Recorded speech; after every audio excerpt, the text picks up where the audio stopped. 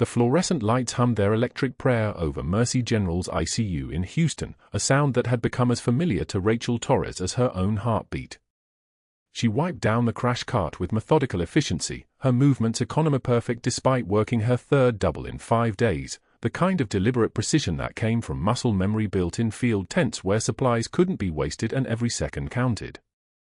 The antiseptic smell of the hospital, bleach and copper and something chemical that never quite masked the underlying scent of bodies under stress, wrapped around her like a second skin.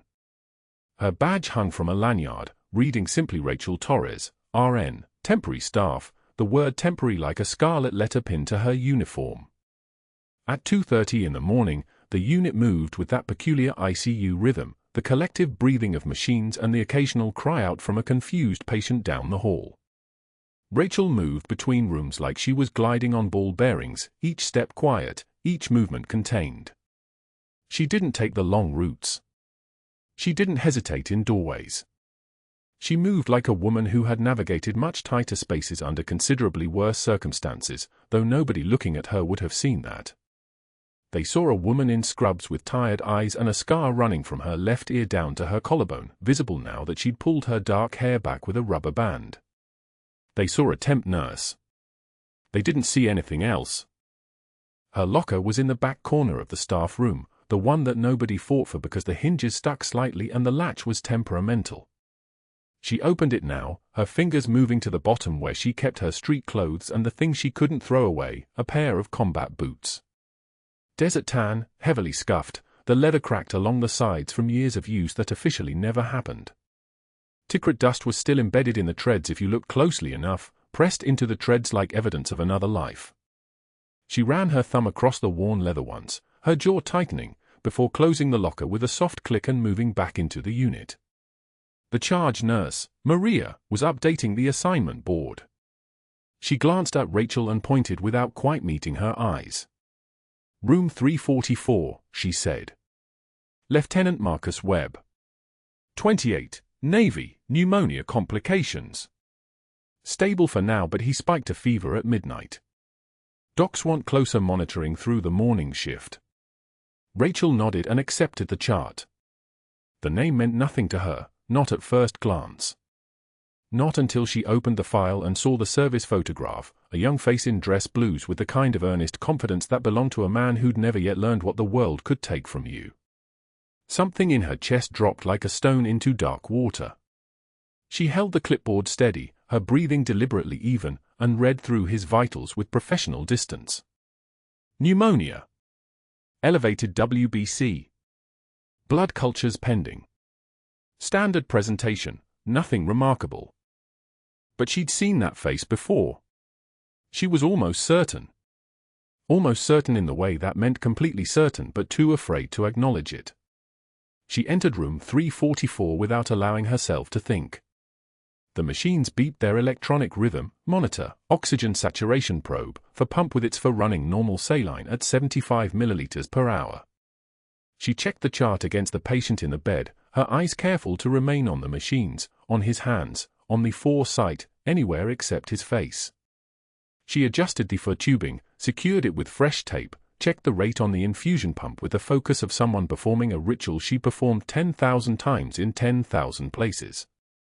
Her hands didn't shake. Her hands never shook. That was the one thing they couldn't take from her, no matter what happened. "Everything all right?" the patient asked, his voice rough with fever and fatigue. "Just routine checks, sir," Rachel said quietly, her voice carefully neutral, the kind of voice that made it easy to forget she was in the room at all. "You try to rest. The monitor will track everything." She didn't look at his face. She left the room and moved to the next one, and the next one, her competence absolute and invisible, the kind of care that went unnoticed because it was complete. This was how temp nurses survived. You showed up, you did excellent work, you collected your paycheck, and you disappeared. You didn't make waves. You didn't suggest anything beyond your technical scope. You certainly didn't let anyone know that you could do things beyond what was printed on your temporary credentials. At 5:30 in the morning, the unit shifted into that strange pre-dawn period when the night staff began preparing for handoff and the day staff hadn't yet arrived. Rachel was checking labs on the computer terminal in the main ICU station, reviewing cultures and blood counts, when the sound of Italian leather shoes on linoleum tile announced the arrival of Dr. Hargrove. He moved through the ICU like a man accustomed to occupying space, his presence making the air pressure change in subtle ways, the kind of presence that came from institutional power rather than earned authority. Chief of the ICU. 3 terms on the hospital board. Connected to every major administrator in Harris County. His reputation preceded him through the unit like a scent you couldn't quite wash off, brilliant clinician, ruthless administrator, and a man who could end your career with a phone call to the right people. He terminated 2 nurses in the past 18 months on grounds of protocol deviation, which was administrator language for deciding that someone had become inconvenient. Rachel felt him approaching before she saw him. Her training kicked in automatically. She minimized the lab results on the screen, sat back in her chair with her hands visible, and arranged her expression into something carefully blank. Waiting. Who's covering the west side? Hargrove asked Maria without preamble, his voice containing the kind of edge that made residents shuffle their papers nervously. Torres is split between 344 and 346, Maria said, her voice suddenly careful in a way it hadn't been moments before. She's got the night shift rotation. Hargrove's jaw tightened almost imperceptibly. He was tall, mid-50s, the kind of man whose suits probably cost more than Rachel's monthly rent, and his eyes moved across the ICU with the precision of someone cataloging inefficiencies. His gaze landed on Rachel at the terminal, lingered for exactly 2 seconds, and moved away. In that 2 seconds, she felt the weight of his entire dismissal. But that wasn't the worst part. The worst part was that she recognized what she was already seeing, a man who had built his life on the assumption that he was the smartest person in every room, and who would dedicate surprising amounts of energy to proving it once he felt challenged. The morning progressed with the controlled chaos typical of a morning shift. Hargrove began his rounds at 6 o'clock, moving through the unit with a cluster of residents trailing behind him like remoras following a shark. Rachel worked deliberately on the opposite side of the ICU, changing dressings, adjusting medications, understanding orders, performing the invisible work that kept the unit functioning. She was checking the medication pump on room 346 when one of the residents, a young woman named Dr. Chen, appeared at her shoulder. Dr. Hargrove is asking about Lieutenant Webb's antibiotic regimen, Chen said quietly, her voice nervous. He's concerned the current combination isn't optimal for his presentation. Rachel didn't look up from the pump. She'd already reviewed Webb's labs. The current regimen was appropriate. The bacterial cultures weren't back yet. But she understood what Chen was actually saying. Hargrove was looking for something, and he decided to make his point through this interaction. The current regimen is per protocol, Rachel said simply, her voice steady. Started by the night shift physician. Appropriate for empiric coverage pending culture results. I know, Chen said, and the sympathy in her voice was worse than any confrontation. I'm just letting you know he's looking at you. Rachel nodded once and Chen withdrew. She finished checking the pump and moved to the next room, her movements unchanged, her breathing deliberate and controlled. She'd operated under worse observation. She'd moved through spaces where a single mistake meant 17 people wouldn't come home. A doctor reviewing her work was manageable. A doctor reviewing her work while looking for reasons to dismiss her was a different problem entirely. At 7:30, Hargrove made his morning rounds on the west side of the ICU. He stopped at room 344, where Rachel was checking Lieutenant Webb's vital signs, temperature, heart rate, oxygen saturation, blood pressure, writing the numbers into his electronic chart with her characteristic efficiency. She noted his fever had decreased slightly with the antipyretics, a small positive indicator, and made a note for the day shift physician.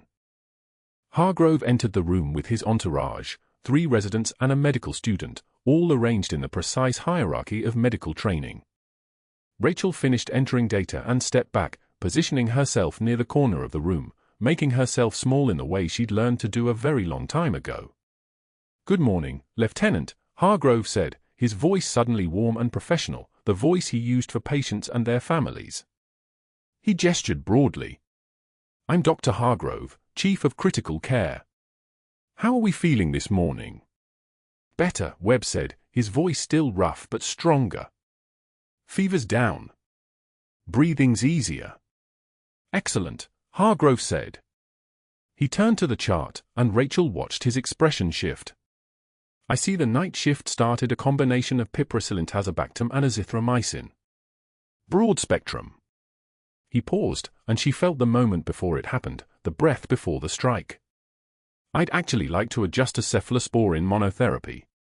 The pneumonia presentation here looks more typical of community-acquired pathogens, and would avoid unnecessary exposure to multiple agents.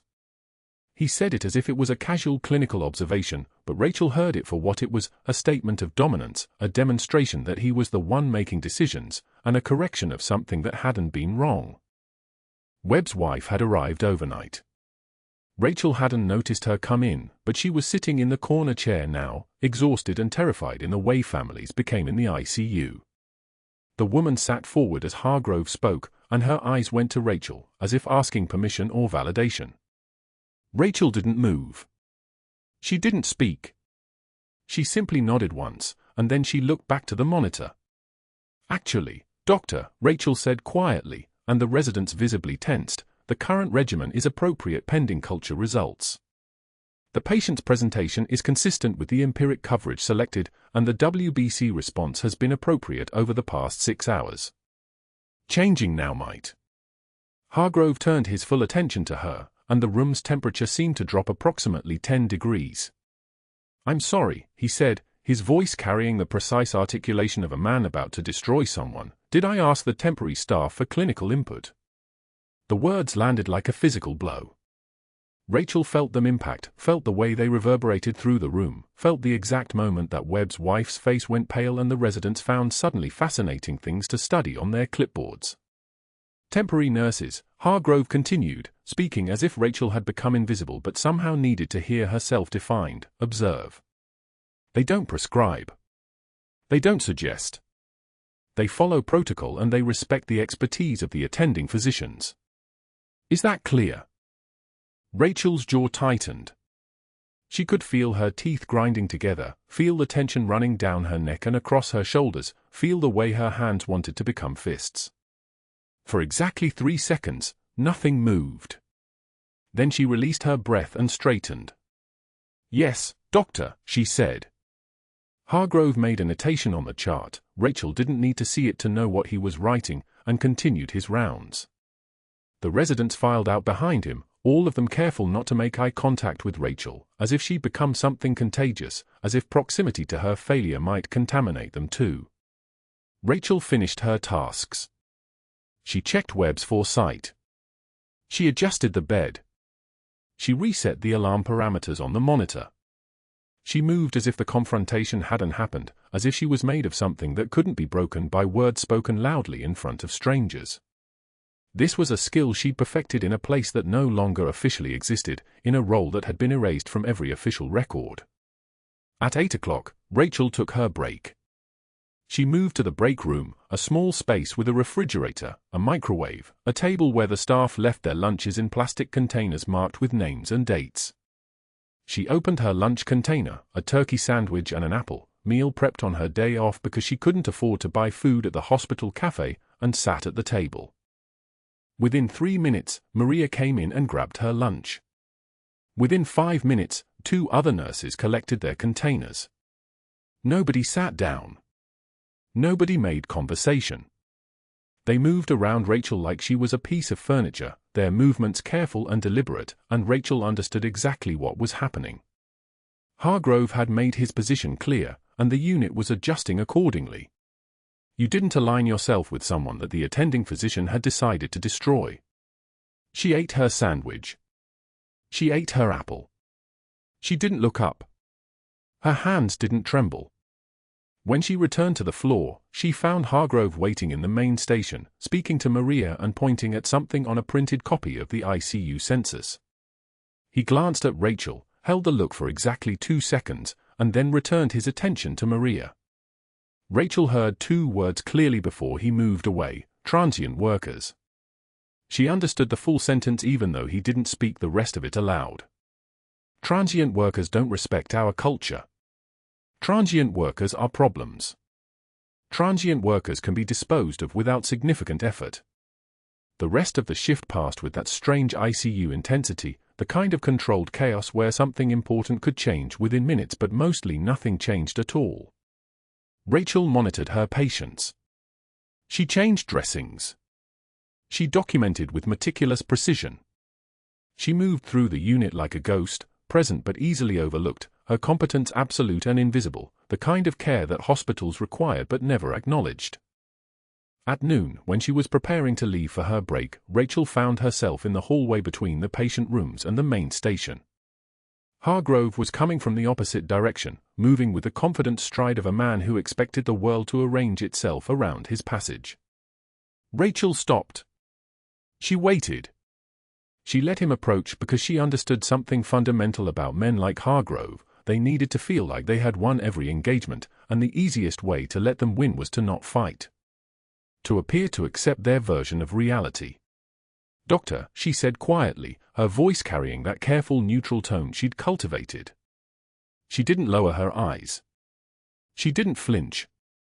She simply stood there, meeting his gaze with the kind of calm that came from having already survived the worst, the kind of calm that made him pause for just a fraction of a second. "I've seen what real authority looks like," Rachel said, and her voice was so quiet that he had to lean in slightly to hear it. "And this isn't it." A single tear escaped before she could stop it.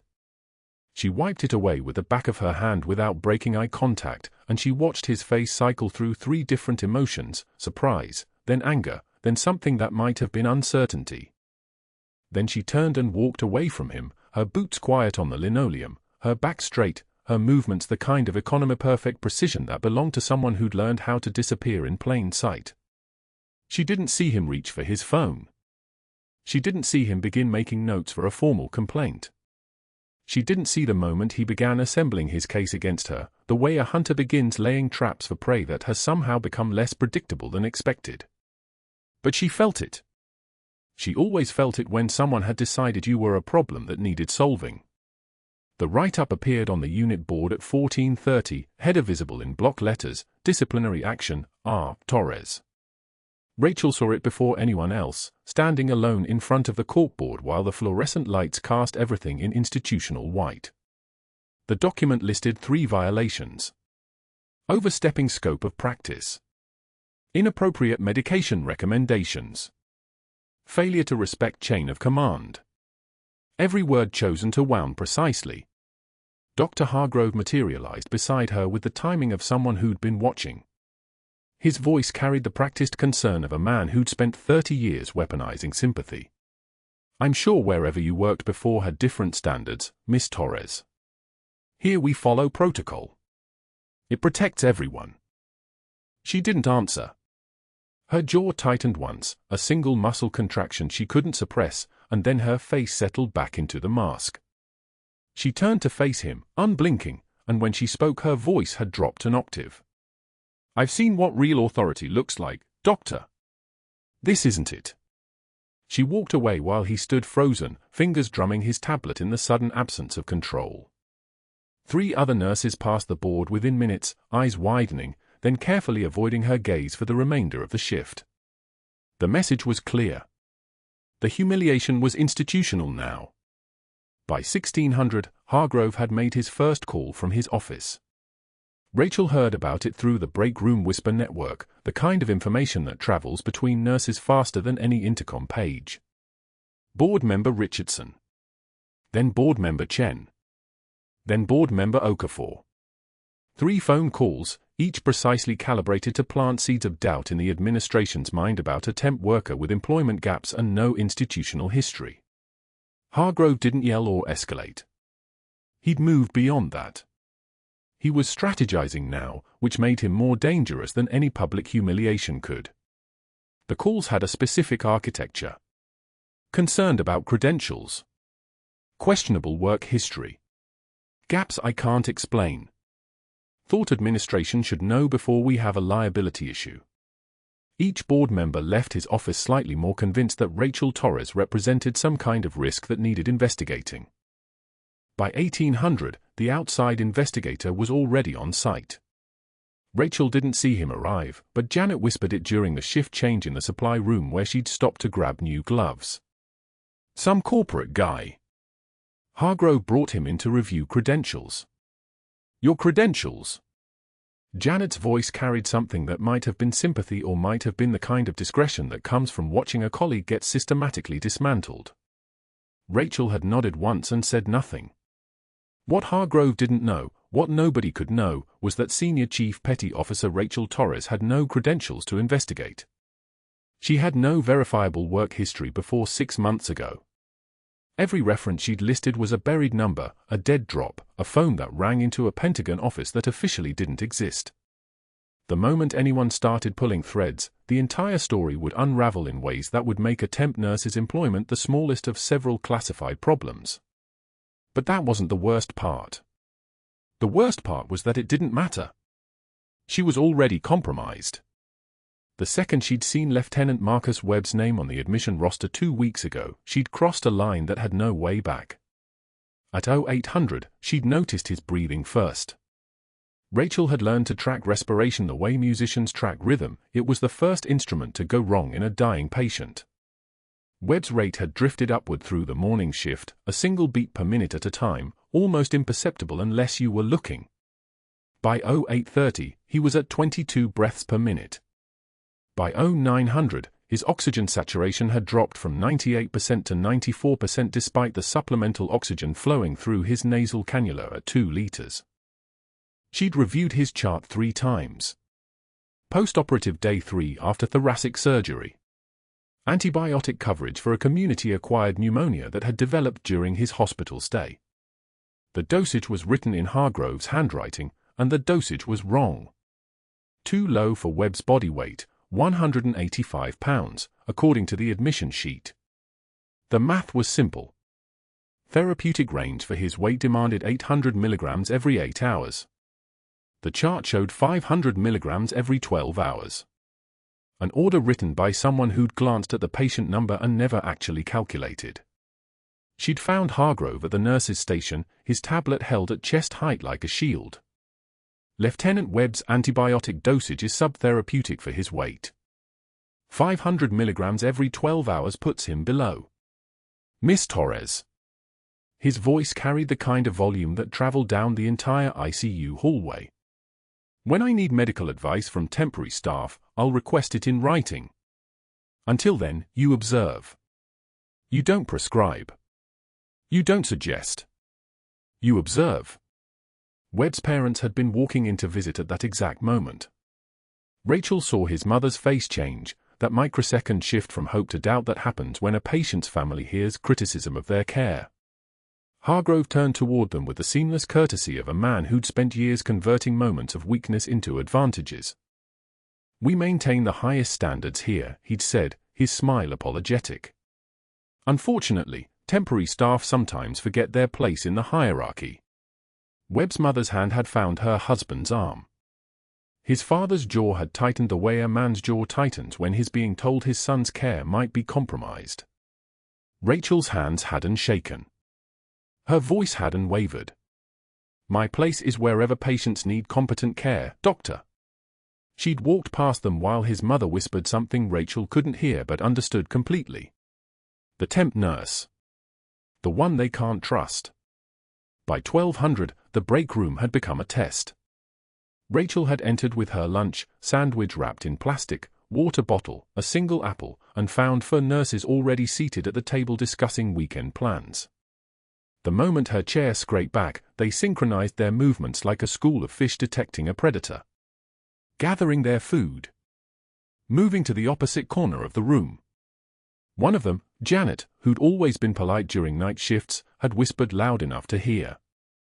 Hargrove says she doesn't respect our culture here. 3 months and still doesn't understand teamwork. It's exhausting. Rachel had sat facing the wall and unwrapped her sandwich. The bread felt dry in her mouth. She'd chewed methodically, swallowing each bite like medicine, until her vision had blurred for a moment. Just one moment. A single tear had escaped before her hand could reach her face, and she'd wiped it away without turning from the bulletin board, without breaking eye contact with the coffee maker in front of her. By 14:30, Webb's breathing had become Rachel's only focus. She'd been assigned to his room for the afternoon shift, and she'd watched his chest rise and fall with increasing effort. Respiratory rate climbing. 24 breaths per minute now.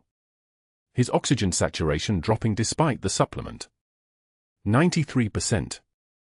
92%. The kind of slow decline that nobody noticed until suddenly it was critical. She documented everything in his chart. Contacted the on-call resident, Dr. Chen, who'd glanced at the numbers and ordered a chest x-ray for morning.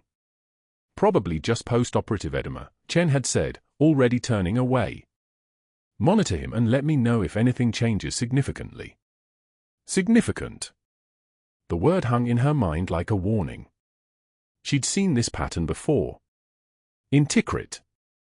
In Fallujah. In 3 different field tents where medicine was what you could do with your hands when the power went out. Significant was when the patient stopped breathing altogether. But she was a temp nurse with a formal write-up. She had no authority to push back on a resident's assessment. She had no standing to demand imaging now instead of morning. She had nothing but instinct and 20 years of military medicine, and instinct didn't exist in the hospital hierarchy. At 1800, Hargrove had personally delivered her reassignment. He'd appeared at Webb's bedside with a printout in his hand, his presence carrying the weight of orchestrated concern. Given your documented performance issues, we think you'll do less harm monitoring post-ops in the cardiac unit for the remainder of your shift. A chance to work without complications. It wasn't a request. It was a command delivered as kindness, and it was calculated to the millisecond. Pull her away from Webb. Ensure she couldn't contradict Hargrove's medical judgment. Establish that the temp nurse's concerns were exactly the kind of overreach that got people terminated. She'd walk to the cardiac unit without arguing. Arguing would have confirmed everything Hargrove had already said about her. But at 19:45, her phone vibrated in her scrub pocket. Janet. A text message despite the exile. Webb crashing. Chen called Hargrove. Where are you? Rachel's hands had steadied around the post-operative chart she'd been reviewing. 30 seconds. That was the distance from the cardiac unit to the ICU. 30 seconds of walking and she could be back at his bedside. But Hargrove's reassignment stood like a locked door, and crossing it would confirm she couldn't respect boundaries. Crossing it would give them everything they needed to fire her. The charge nurse, Murphy, a woman with 15 years of seniority and 0 sympathy, had appeared at the desk before Rachel could move. You're not authorized for ICU tonight, Torres. Hargrove's orders. You stay in your assigned unit.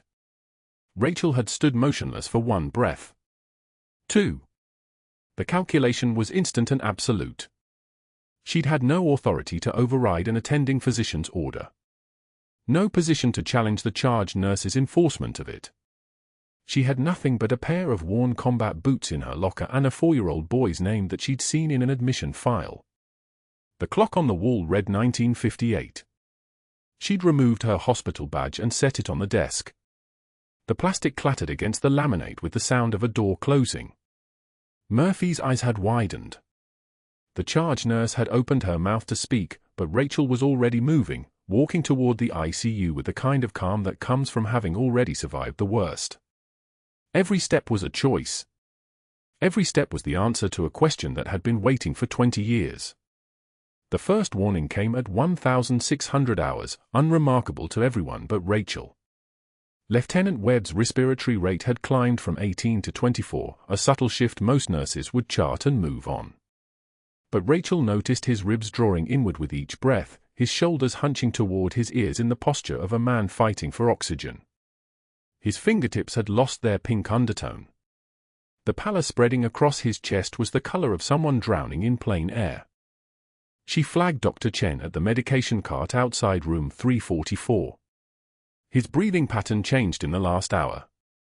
Up to 24. Colors off. I think we need a chest x-ray, maybe an ultrasound. Could be early pneumothorax. Chen glanced up from his tablet, distracted. His last films were clear 6 hours ago. Probably just anxiety. His post-op, nervous. I'll check on him in my rounds. He returned to scanning medications, already moving to the next task, the next patient, the next urgency competing for his attention in a unit where everything felt urgent. Rachel didn't push. That had been the mistake of temp nurses everywhere, suggesting too much, implying the attending missed something, creating friction that got noted in files and whispered in break rooms. She cleaned her hands at the sink and continued her shift with the kind of invisible competence that made her background blur into the walls. But at 19:45, Webb pressed his call light. When Rachel entered, his nail beds had gone pale blue. His breathing was shallow, rapid, desperate, the respiration of a man whose lungs weren't expanding properly, whose oxygen wasn't reaching his blood. She took his vital signs again. 28 now. Blood pressure dropping. Oxygen saturation falling. She called for Chen again. Dr. Chen, room 344. Now. His conditions deteriorated significantly since 1600. This time Chen came. He listened to Webb's lungs with his stethoscope, his jaw tightening as he heard what Rachel already knew, diminished breath sounds on the right side, the clinical presentation that confirmed what her instincts had been screaming. Chen's hands trembled slightly as he lowered the stethoscope. We need to. I should get a chest film first. Rule out, let me page radiology. His O2 sat is 79 and dropping, Rachel said quietly. We don't have time for imaging. Chen nodded but didn't move. He stood there with the stethoscope still around his neck, paralyzed by the weight of the decision, to act, to assume authority, to make the call that could save a life or end a career if it went wrong. The hesitation lasted maybe 10 seconds. To most people, nothing. To Webb, a man whose oxygen saturation was plummeting, it was the difference between breathing and crashing. Then Hargrove appeared in the unit, his presence announced by the sharp click of expensive shoes on hospital tile. He was on his phone, already calling in a specialist, already activating his network of competence and credentials and board connections. He saw Rachel near Webb's bed and his expression darkened with the kind of controlled fury that came from being defied publicly just hours before. He lowered the phone but didn't end the call. He was signaling, to his network, to whoever was listening on the other end, that a situation was developing, that documentation was being built, that this moment would have witnesses. What happened next happened without thinking. Rachel entered room 344 at 2001 hours. Webb's face had gone the color of wet concrete. His trachea had deviated visibly to the right, not subtle anymore, not something that could be ignored or rationalized away. His lips were blue. His oxygen saturation read 68 on the monitor. He had maybe 90 seconds before his heart would stop. He needs needle decompression, Rachel said. The words came out flat, commanding, the voice of someone who had given orders before and expected them to be followed. Now. Chen stepped forward. Relief flooded his face, someone had made the decision for him. Someone else could carry the weight. I've never done one outside simulation. Hargrove lowered his phone. His voice cut across the room like a blade through silk. Miss Torres, you are not authorized in this room. Security is on their way. Leave immediately or I will have you arrested for trespassing. Rachel didn't acknowledge him. She moved to Webb's right chest wall and began prepping the decompression site, second intercostal space, mid-clavicular line, her hands moving with the kind of muscle memory that belonged to someone who had done this in Fallujah field tents under fire, who had performed this procedure on Marines whose names she still remembered, whose faces still visited her in the kind of sleep that wasn't quite sleep. You can fire me or you can save time and let me work, she said, not looking up. Chen handed her the 14-gauge needle with trembling fingers. Hargrove stepped into the room, his shadow falling across the bed. If you touch that patient without physician supervision, Hargrove said, his voice dropping to the kind of quiet that signaled real danger, I will personally ensure you never work in healthcare again. Not in this state. Not anywhere. I will make certain of it.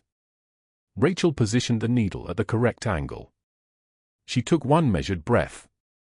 The sound of the ventilator wheezed its mechanical rhythm in the background, and beneath it, the shallow gasping of a young man with minutes to live. "Then I'll have company in that unemployment line, Doctor," Rachel said, her voice carrying the weight of someone who had already survived worse than any threat Dr. Hargrove could manufacture, "because if you don't shut up and let me save his life, we'll both be explaining to his parents why protocol mattered more than their son." She inserted the needle. The hiss of air escaping filled the room, a small, decisive sound that meant pressure releasing, meant breath returning, meant the difference between death and survival distilled into a single moment. Webb's color changed in 30 seconds. His shoulders dropped. His breathing, though still rapid, found a rhythm that wasn't desperate. Rachel watched his oxygen saturation climb on the monitor. 78. 82. 88. 94. His lips began returning to normal color. His hands unclenched from the sheets. Chen exhaled as if he'd been holding his breath since Webb's vitals began their descent. He was already preparing the aftercare, moving like someone who had been freed from paralysis, who could now act because the worst decision had already been made by someone else. Hargrove stood in the doorway, his phone still in his hand. His expression had shifted from anger to something more dangerous, the look of a man watching his authority being dismantled in real time, watching a temp nurse execute a life-saving procedure with the kind of competence that made his earlier humiliation seem not just petty but laughably insufficient. Rachel removed the needle and applied the dressing with the efficiency of someone who had done this 100 times. She documented the procedure time in the chart. 1 minute 45 seconds from entering the room to successful decompression. Her hands were completely steady. Her breathing was completely normal. She could have been making a cup of coffee. "Escort her out," Hargrove said to the security officers who had appeared in the doorway behind him. "I want her locker emptied and her access terminated immediately. She is no longer employed at Mercy General effective now." Webb, barely conscious from the trauma of the crisis and the oxygen deprivation that had nearly killed him, managed to turn his head toward the doorway as Rachel walked past the security officers. His lips moved. No sound came. But his eyes followed her, and in that look was the recognition of someone who had been saved by hands that knew how to save, by someone whose presence carried the weight of hard experience, by a woman whose competence had nothing to do with credentials or board certifications or any of the things that actually mattered in the space between life and death. Rachel gathered her things from her locker while security waited. Her hands moved with the same steady precision they'd used to insert the needle. The combat boots came out last, the pair she'd kept hidden for 20 years, the pair she could never throw away and could never explain. She held them for a moment, feeling the weight of them, then placed them in her bag. The officer watched but said nothing. By tomorrow, her temporary access card would be deactivated. By tomorrow, her presence at Mercy General would be erased from every system. By tomorrow, she would be another temp nurse who'd violated protocol and paid the price. But tonight, 200 miles away in a small house in a quiet neighborhood, her daughter was doing homework at the kitchen table, completely unaware that her mother had just saved a Navy officer's life in the space of 90 seconds. Completely unaware that the woman she knew as a temporary ICU nurse had just executed a combat medical procedure with the kind of precision that could only come from experience that officially didn't exist. The parking lot was dark, rain beginning to fall in the kind of steady pattern that promised to last all night. Rachel sat in her car for a long moment before starting the engine, the boots resting on the passenger seat beside her like a promise or a prophecy or a question that had been waiting 20 years to be asked. She had no idea what was about to arrive at Mercy General in the next 14 hours. The clear plastic bag was the worst part. Not the termination letter. Not the escort out by security or the charge nurse's refusal to meet her eyes. The worst part was seeing everything you owned reduced to a transparent 14 by 18-inch rectangle, one standard-issue hospital uniform folded with institutional precision, her lunch container still smelling faintly of the turkey sandwich she hadn't eaten, and the pair of worn combat boots sitting on top like a trophy or a coffin. Human Resources was a beige office on the 3rd floor, fluorescent lights buzzing overhead like trapped insects. The director, a thin woman named Patricia whose nameplate read Human Resources Manager as if the title could substitute for actual humanity, slid the termination letter across her desk at 9:51 in the evening. Rachel had signed it without reading beyond her name. What was there to read? The letter already existed before she walked in. The decision had already been made somewhere in Hargrove's network of calls and whispered conversations. Dr. Hargrove has filed formal complaints with the board, Patricia said, still not meeting Rachel's eyes. Scope of practice violation. Insubordination. Your temp contract is terminated effective immediately. Rachel nodded once. The patient in room 344 is alive. Patricia pushed the bag across the desk. That's not in question. Your insubordination is. The drive home took 23 minutes. Rachel drove with both hands gripping the steering wheel, the plastic bag rustling in the passenger seat where the boots caught the streetlights every few blocks. The boots that had walked through Fallujah. The boots that had stood over a 4-year-old boy named Marcus Webb while his father bled out in a burning Humvee. The boots that officially no longer existed because Senior Chief Petty Officer Rachel Torres had been declared dead on October 17, 2004, when a classified extraction operation went sideways in Tikrit and the Pentagon decided that erasing her from existence was cleaner than explaining what had happened. She didn't pull into her apartment until 11:32. The front porch light was on. Sophia was awake on the couch when Rachel walked through the door, still in her scrubs, still wearing the ID badge that now belonged to nobody. Mom. Sophia sat up, confused. 12 years old, dark eyes that looked exactly like Rachel's mother's eyes. You're early. You said 7. Rachel couldn't answer. She walked to the kitchen table and sat down and pulled the boots from the plastic bag and held them in both hands like they were made of something more fragile than leather and canvas. The kitchen clock read 11:40. In 4 minutes it would be tomorrow. Sophia followed her, barefoot on the tile, and sat down across from her at the table. The apartment was small, 2 bedrooms, 1 bathroom, the kind of place you rented when you had no permanent address and no intention of staying anywhere long enough to call it home. Mommy, why are you crying? Rachel couldn't tell her daughter that she had been ordered to disappear. Couldn't explain that officially, on paper, in the Pentagon sealed records, she had been dead for 20 years. Couldn't say that the Navy had told her family she died in service so that the truth of what happened in Tikrit could stay buried.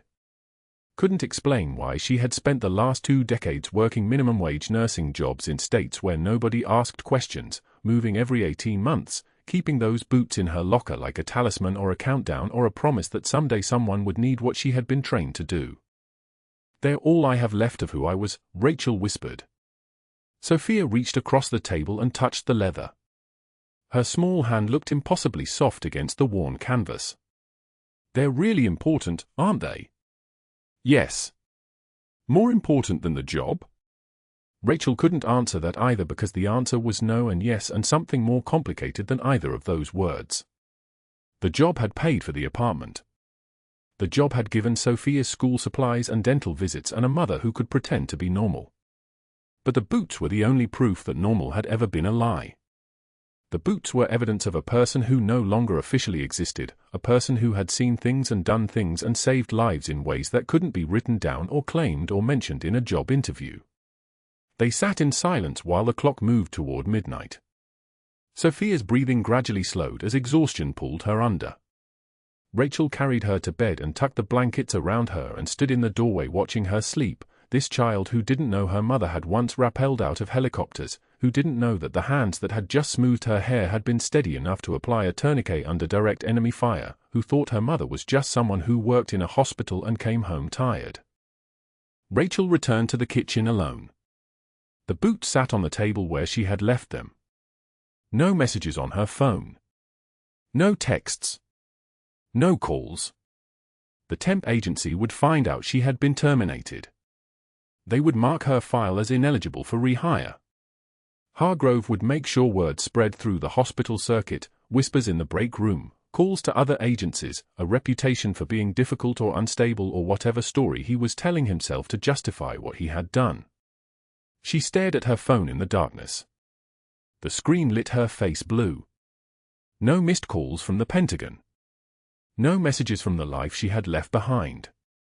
Just the slow tick of the kitchen clock and the weight of 20 years of silence and the terrible, suffocating certainty that she had made the right choice in saving Marcus Webb's life, and that choice was going to cost her everything. But that wasn't the worst part. The worst part was knowing that Sophia would wake up tomorrow morning and ask where Mommy was going, and Rachel would have to tell her she wasn't going anywhere because there was nowhere left to go. The worst part was the minimum wage and the temporary contracts and the carefully maintained anonymity that had been the only way to stay alive in a country that had officially decided you were dead. The worst part was that Rachel had accepted all of it. At 6:43 the next morning, Rachel was in the Mercy General parking lot with a cardboard box in her hands, loading the last of her emergency supplies from her car. 3 months of extra scrubs that she kept in her trunk. Hospital-grade shoes. Supplies for a nurse who had learned long ago never to keep anything at home that she couldn't leave behind in 5 minutes. The sound came first. Deep, rhythmic, growing louder from the south. Rotor wash. The kind that you felt in your bones when you had heard it enough times, when your body had learned the specific frequency of military helicopters. Rachel turned. 2 Black Hawks descended toward Mercy General's helipad with the mechanical grace of landing dragons. Paper scattered across the parking lot like snow. Staff ran to the windows. Rachel dropped the cardboard box. The helicopters touched down at 6:51. 8 Navy SEALs emerged in full tactical gear, their movements coordinated with the precise economy of operatives who had done this particular dance in places where hesitation meant death. A commander, tall, scarred across his left cheek, wearing insignia that marked him as someone who had seen the same wars Rachel had seen, walked directly toward the main entrance. Rachel's hands were shaking. Not from fear. From recognition. Inside the hospital, the SEAL commander's voice carried over the lobby intercom, "I need Senior Chief Torres." Rachel Torres. Now. Nurses froze mid-stride. Security approached the commander, uncertain, outmatched by the presence of 8 men in tactical gear. The commander didn't wait for protocol. Senior Chief Petty Officer Rachel Torres. She works here. Get her. I don't have time. In room 344, Marcus Webb sat up despite doctor's orders. His breathing was still labored, his color still pale, but his eyes were clear for the first time since he had arrived with a perforated lung. An officer in a Navy dress uniform stood beside his bed, and Webb was speaking before anyone could stop him. Senior Chief. I need to see Senior Chief Torres. There's no one here by that rank, a nurse said quietly. We have a Rachel Torres, but she was terminated last night. Webb's voice became steel. Then you terminated the wrong person. The SEAL commander reached the ICU at 6:58. His boots echoed on the tile like a countdown. He entered room 344 and took in the scene with the compressed efficiency of someone trained to extract critical information from a single glance: the patient, the monitors, the doctor in the corner. Hargrove was mid-rounds, tablet in hand, utterly unprepared for 8 tactical operators and a Pentagon official in a dark suit carrying a classified file folder. Lieutenant Webb, the commander said. Commander. Webb struggled to sit straighter. She saved my life. She saved my father. 20 years ago. She's why I'm Navy. The SEAL commander nodded once, then turned. The Pentagon official stepped forward and extended the file folder to Hargrove without introduction or ceremony. Read this. Hargrove opened it. The first page was a service record. His hands began to tremble on the second page. By the third page, his face had drained of color entirely. The commander's voice filled the ICU. Every monitor. Every nurse. Every person in that unit heard it. Senior Chief Petty Officer Rachel Torres. 2 Navy Crosses. Silence. The most prestigious naval decoration. For Bronze Stars with Valor.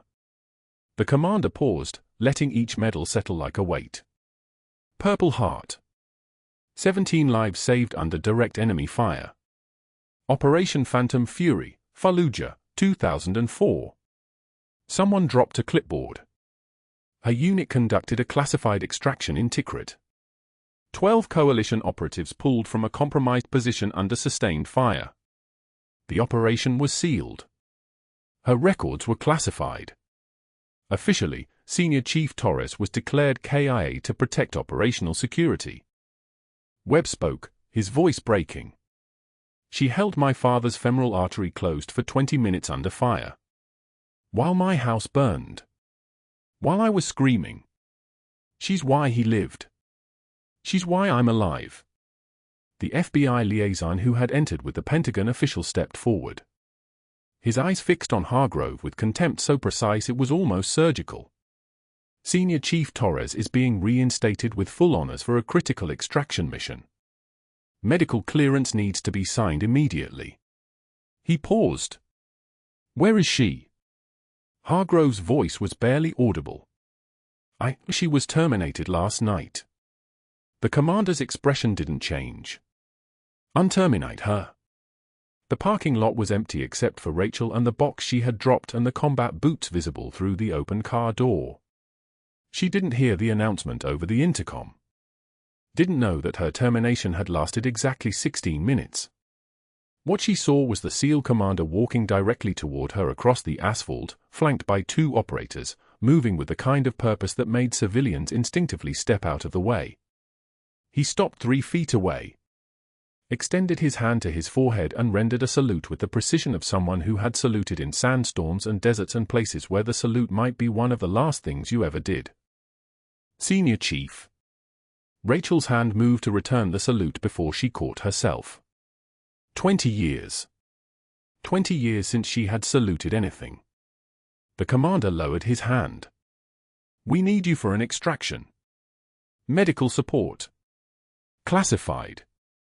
The Pentagon authorized full reinstatement. You're going home, Senior Chief. Rachel's voice was steady but quiet. I don't exist, Commander. You do now. The parking lot at Mercy General was still dark when Rachel loaded the last box into her car at 0800, her movements deliberate and slow, as if she could somehow stretch out these final moments of anonymity. The box held 12 years of shift schedules, a half-empty bottle of hand sanitizer, and the combat boots wrapped in yesterday's Houston Chronicle.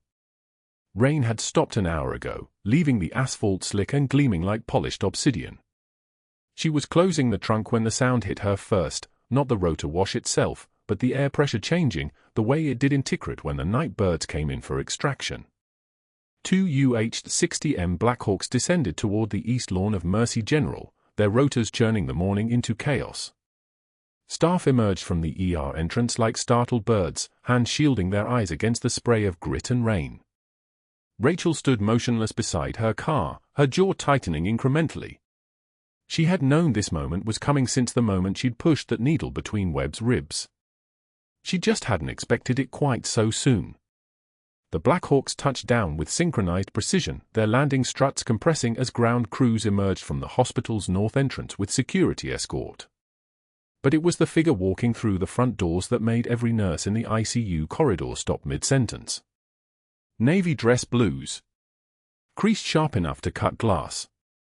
The SEAL commander's presence moved through Mercy General like a predator entering unfamiliar territory, not threatening, but impossibly present.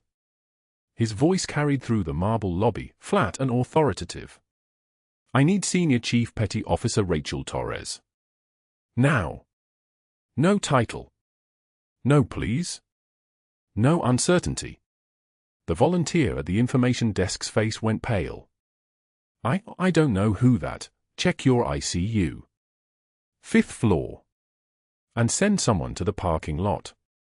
She's standing by a silver Camry, license plate Texas 7, Mike Romeo 9-2-8 Tango.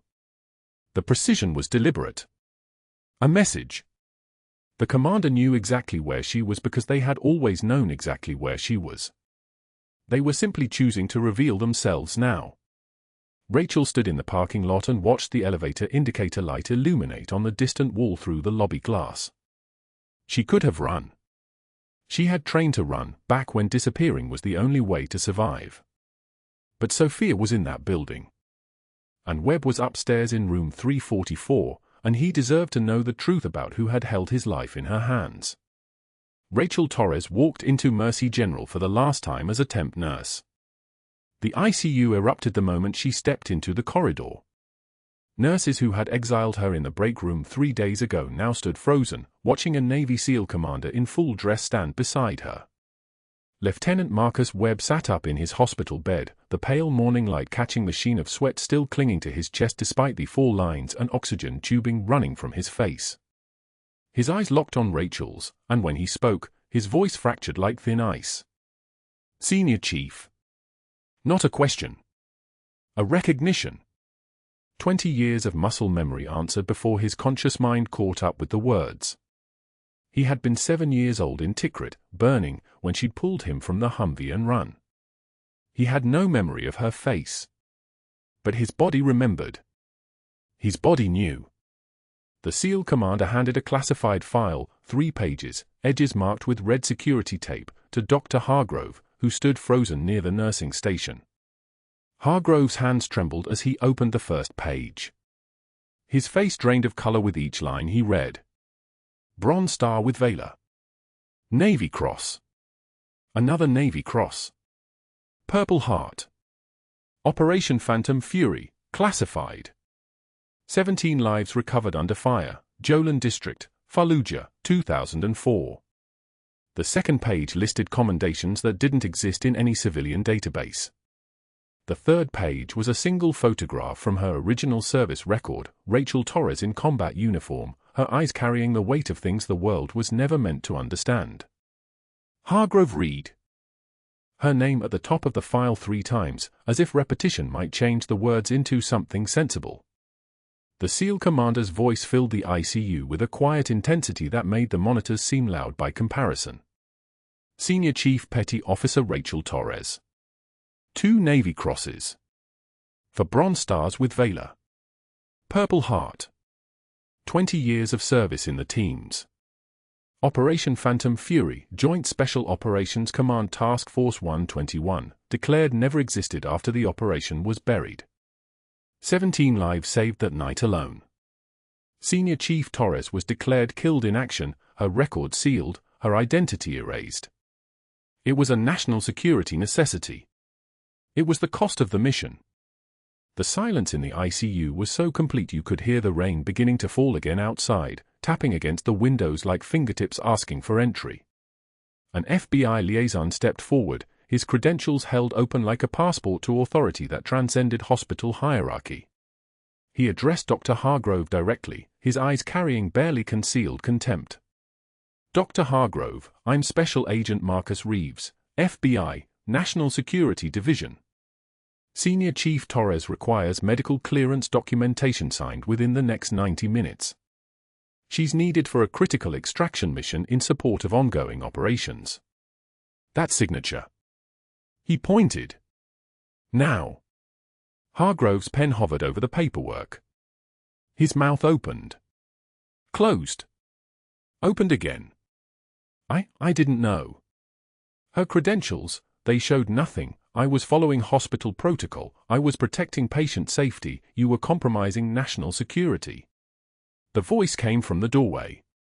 A Navy admiral in dress white so immaculate they seemed to glow. His uniform bore the anchors of command, the stars of general officer rank, and the weight of someone who had spent for decades giving orders that were obeyed without question. He walked into the ICU as if he owned it. He probably had authority to. You terminated a decorated combat medic because her classified service record appeared empty. You called board members questioning her credentials. You initiated background investigations on a protected operative. You contacted external investigators to review her file. The Admiral's voice remained quiet, but the room seemed to shrink around his words. Every action you took was a breach of federal law. Every phone call you made compromised national security. Every question you asked was a crime. Hargrove's face had transformed from pale to a kind of grey that suggested his blood pressure was abandoning his head for more distant locations. I was told to ensure quality of care. I had no way of knowing, you had every way of knowing. You chose not to ask. You assumed. You judged based on appearance and temporary employment status. And you acted on that judgment with the authority of your position. The Admiral nodded to hospital security. 2 officers stepped forward. Effective immediately, your employment is terminated. Your medical license is suspended pending federal review. Your office will be sealed. You will surrender your hospital credentials, your parking pass, and your computer access. Hargrove reached toward the security officers as if proximity might allow him to negotiate with fate. I was following protocol. I was protecting the hospital. The board will back me. I have 23 years, had, the Admiral corrected. You had 23 years. Now you have a phone call to your attorney. The ICU staff watched in silence, a silence so thick you could operate in it, as Dr. Hargrove was walked toward the elevator. His protests about procedure fell into that silence like stones into a well, making impact but no echo. Janet, who had texted Rachel during the emergency, stood frozen near the medication cart, her face written entirely in guilt. She had been part of the exile. She had participated in the break room silence. She had chosen the safer option of fitting in over standing with someone being pushed out. The Admiral turned to address the ICU staff, his presence making. The fluorescent light seemed dim by comparison. Senior Chief Torres saved Lieutenant Webb's life last night using procedure and knowledge that most of you will never possess. Before that, she saved his life in Tikrit, pulling him from a burning vehicle when he was 7 years old. She spent 20 years serving this country in ways the civilian world cannot comprehend. She was ordered to disappear. She did. And when a human life was in danger, she chose to resurface, understanding that it would cost her everything. He looked directly at Webb, who still sat upright in his hospital bed, tears streaming silently down his face. You are alive because a woman chose honor over safety. Remember that. Outside, the news crews had mobilized. The Blackhawks had drawn attention like blood in water draws sharks. Cameras rolled and flashed as security escorted Dr. Hargrove through the lobby, his face twisted into an expression of confusion and humiliation that no amount of professional composure could repair. A reporter shouted, "Dr. Hargrove, is it true you fired a decorated war hero?" He had no answer. He walked faster, his Italian leather shoes clicking against the marble, his 23 years of professional authority dissolving with each step toward the parking lot where his car waited and his future did not. Rachel stood in a secured room on the 6th floor, administrative space, the kind of room where federal business was conducted with classified documents and legal witnesses. The Pentagon official, a woman with colonel's rank and eyes that had seen classified things, pushed reinstatement papers across the table. Rachel's hand trembled fractionally as she reached for the pen. Not from fear. From recognition. She was being asked to step back into an identity she had spent 2 decades learning to bury. Sophia sat beside her, still wearing her school clothes, Sophia who had been pulled from class when the Admiral's staff made the request, Sophia who finally understood why her mother kept the boots instead of throwing them away. "You don't have to sign, Senior Chief," the Colonel said quietly. "You've already given enough. The mission can be staffed differently. Your sacrifice has been." Rachel looked at her daughter. Then at the combat boots on the table between them, placed there deliberately, symbolically, a question asked in leather and laces. She signed her name. Rachel Ellen Torres. The signature steadier than her hand. "I gave my identity," she said. "Might as well get some use out of it." The SEAL commander entered with a flight suit and tactical medical kit folded precisely. "Wheels up in 30, Senior Chief. Transport standing by." Rachel stood. Walked to the table where the boots waited. Unlaced her nursing shoes, white, scuffed, worn from 3 days of temporary shifts at Mercy General. Pulled on the combat boots instead. Laced them with practiced movements that required no thought because her body remembered. Sophia watched her mother transform, the posture shifting, the shoulders settling, the entire skeletal structure rearranging itself back into the shape of a warrior. "I'll be back," Rachel said. "I know," Sophia replied. But this time, they both understood what that promise meant. It meant Rachel Torres would return as Senior Chief Petty Officer Rachel Torres. It meant the woman who had cleaned up after other people's emergencies would now be the emergency itself. 6 months later, the hospital installed a plaque near the ICU entrance, bronze and commemorative. Senior Chief Petty Officer Rachel Ellen Torres, Navy Cross recipient, 2004. The plaque listed service dates and commendations, the things the world was now permitted to know. Janet stood before it with 2 other nurses from the break room, their faces written in recognition of their own moral failures. One of them pressed her forehead against the cold plaque and cried soundlessly. The new ICU director, a former Army trauma surgeon, had already changed the hiring protocols. No more assumptions. No more judgment without context. No more exile in break rooms. At a Navy ceremony, Lieutenant Marcus Webb stood at attention in dress whites while Senior Chief Petty Officer Rachel Torres received commendation for an extraction mission conducted at the classification level that required clearance most civilians would never obtain. Webb's eyes never left her face. When it was his turn to step forward, he saluted with the precision of someone who understood that the person before him had saved his life twice, once as a terrified child, once as an adult old enough to comprehend what that sacrifice had cost. Senior Chief, you saved me twice. Once as a child who didn't understand. Once as a man who'll never forget. Rachel returned the salute. That's the job, Lieutenant. In suburban Houston, at a community college west of the city, Dr. Hargrove taught CPR certification to 15 disinterested students. The pay was $12 an hour. His Italian leather shoes had been replaced with discount sneakers. A student asked if he'd ever worked in a real hospital. He changed the subject. Rachel boarded the transport plane wearing full combat gear, her worn boots laced tight, the leather creased in exactly the way combat boots crease when they've walked through real war. Sophia watched from the tarmac, small and brave, waving. Rachel paused at the top of the ramp, turned, and waved back. One final gesture across the distance that separated them now, the civilian world from the one where Senior Chief Petty Officer Rachel Torres actually lived. If you found yourself thinking about Rachel's choice, about what it means to keep your boots when the world tells you to forget, please subscribe and hit that notification bell. And comment, tell us whether you would have signed those reinstatement papers, or whether you would have stayed retired. Heroes walk among us. Sometimes in scrub saving lives in the dark.